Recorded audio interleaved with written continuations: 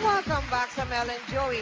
Ayon po sa myskin.com, isang psoriasis website, merong 80 milyong katao sa buong mundo na taglay ang sakit na psoriasis. Kadalasan ito ay makikita daw sa siko, sa tuhod, likod, at kung saan-saang parte pa ng katawan.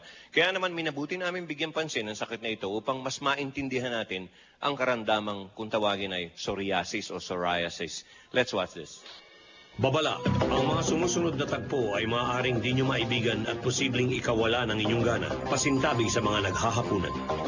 Isa raw sa mga pamantayan ng kagandahan ay ang pagkakaroon ng makinis na balat. Pero paano na kung ang balat mo ay namumula, nagbubutlig-butlig, nangangaliskis? Paano kung ikaw ay biktima ng sakit na kung tawagin ay psoriasis? Ang psoriasis is a chronic skin condition. Maaaring ma-involve ang mga joints. Kadalasan sa anit ito nag-uumpisa. Ayon sa pag-aaral, mas malaki ang posibilidad na maaring hereditary ang sanhi ng kondisyong ito. Marami sa mga pasyente walang maalalang kamag-anak na meron, pero meron talagang link sa genes. Mabilis ang reproduction ng skin cells ng taong may psoriasis. Ito ang dahilan upang magkaroon ng mga sugat at pangangaliskis ng balat ang isang may psoriasis. Stress ang kadalasang nagiging trigger factor upang lalong lumala ang psoriasis ng pasyente. Maaring mapagkamalan siyang balakubak na mahirap gamutin. May mga lugar na yung nga madaling apektuhan ng psoriasis sa siko, sa tuhod, maski kilikili, maski singit, pwedeng magkaroon ng psoriasis. Pinitina, hindi siya nakakahawa. Kahit sino daw ay pwedeng magkaroon ng psoriasis. At ang sino mang tamaan ito, siguradong mahihirapang tanggapin ang kanyang kondisyon. Unfortunately, ang sakit na psoriasis walang permanent na gamutan, katulad ng diabetes.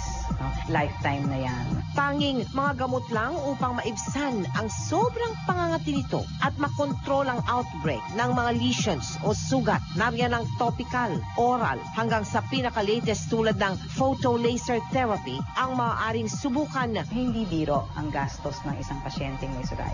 Sa pangangati, ang pinaka-siguro cheapest na pwede yung mag-moisturize ka ng maigi. Higit pa raw nagpapahirap ang emotional impact ng naturang karamdaman. Ang impact sa quality of life, depression, pati yung paghanap ng trabaho actually, no, acceptance ng society. Lalong nagiging mahirap para sa mga taong may psoriasis ang lumabas at mamuhay ng normal. Dadating ka sa punto na gigising ka, paggising mo yung damit mo may mga blood stains. Makikita mo naglalaglagan nga sa katawan mo yung mga flakes, kakababa ng pagtingin sa sarili. Sa akin, psoriatic arthritis pa sa akin. Kamay ko nakaganyan. Hindi ako nakakatayo. Naliliguan pa ako minsan. Iba't ibang pangmangata at diskriminasyon ang kanilang naranasan. Pinapagpag ng driver yung inupuan ko.